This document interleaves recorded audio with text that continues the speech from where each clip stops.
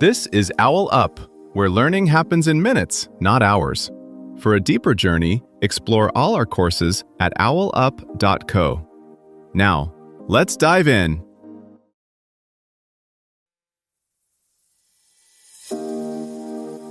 Chapter 5 of First Aid Essentials, What Everyone Should Know. Cardiac Arrest. Every second counts. In this chapter, you'll learn: recognize symptoms of cardiac arrest. Let's dive in.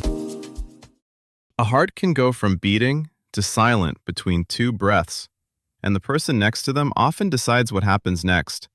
A coworker at lunch, a parent at a game, a stranger in an airport.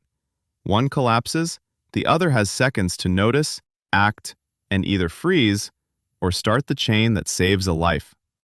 Most cardiac arrests outside hospitals don't look dramatic at first. They look confusing. Someone slumps, makes a strange snoring sound, or seems like they're having a fainting spell. Those first few seconds are when most bystanders lose time simply trying to decide what they're seeing. The hard truth: in a sudden collapse, it's usually safer to assume this is cardiac arrest and be wrong than to hesitate and be right too late. Modern CPR and AED use are designed for non-experts.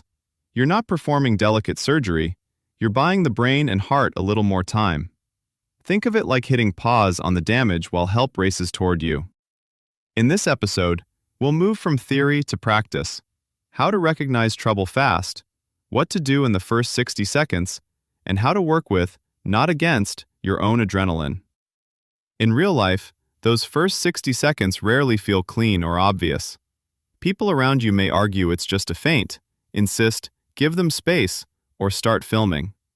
Background noise, crowded spaces, and social pressure all steal seconds you don't realize you're losing. This is where a simple mental script helps: a pre-decided set of words and actions you default to when someone drops. Like a pilot's checklist, it isn't about saying everything perfectly. It's about having a backbone of "do this next" when your mind wants to spin, doubt itself, or look to someone more qualified. No response, no normal breathing. I'm starting CPR.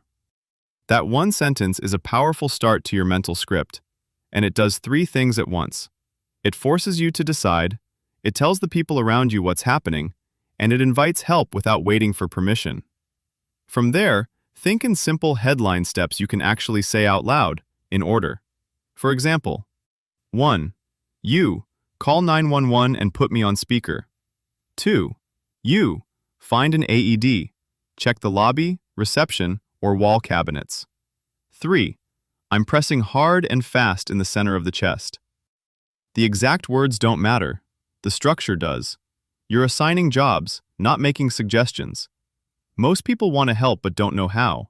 Giving them a clear, single task cuts through that frozen moment where everyone's looking around. Next, expect the noise. Someone may say, "I think he just fainted," or "Shouldn't we wait?" Build a stock phrase you can lean on. They're not waking up and not breathing normally. We treat this like a rest until medics say otherwise. You're not arguing.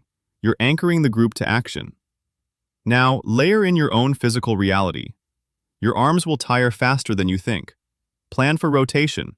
We'll switch every 2 minutes when the song ends, when I say switch. Even if nobody is there yet, saying it prepares your mind to look for a replacement instead of silently struggling until you fail. Consider your environment before you ever face an emergency.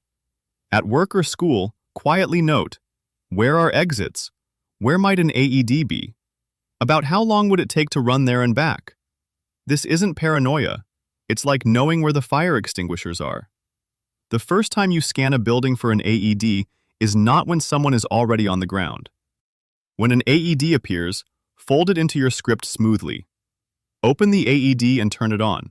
Follow its voice. I'll keep compressions until it tells us to stop. Clear, shared expectations prevent last-second confusion when the device starts talking and beeping. Finally, accept that you won't feel calm. Your goal isn't to be fearless. It's to be effective while scared. A short, practiced script turns that fear into motion, step by step, voice by voice, second by second. A professional rescuer once described their approach as running a tiny team on a chaotic stage. That's close to what you're doing as a bystander. Not becoming the hero, but becoming the director. One useful mental experiment. Replay places you visit often and cast people around you into roles. In your gym, who's likely to be fastest to the front desk? In your office, who usually takes charge under pressure? On a plane, who's already standing in the aisle and can run for help? You're not judging, you're pre-assigning future teammates. You can also rehearse tiny scene changes. In a crowded restaurant, how would you clear enough floor space without shouting, "Move!" at everyone? Try, "We need room here. Please take 2 big steps back." In a noisy stadium, what hand signals would you use if your voice disappears? Point firmly, beckon, pat the ground where you need space. The more specific your imagined moves, the less alien they will feel when reality suddenly hands you the script. Every minute that passes without effective help means 7 to 10% less chance of survival, so the future is all about shrinking those minutes. Think of the scene widening from just you and a collapsed person to an invisible support net flicking on around you. Buildings may quietly ping nearby responders when 911 is dialed. Phones could auto-flag likely arrest, guiding compressions with haptics while drones race over with gear. Your role doesn't vanish, it upgrades, from lone rescuer to the on-scene lead for a growing digital team. Your challenge this week: treat readiness like a muscle.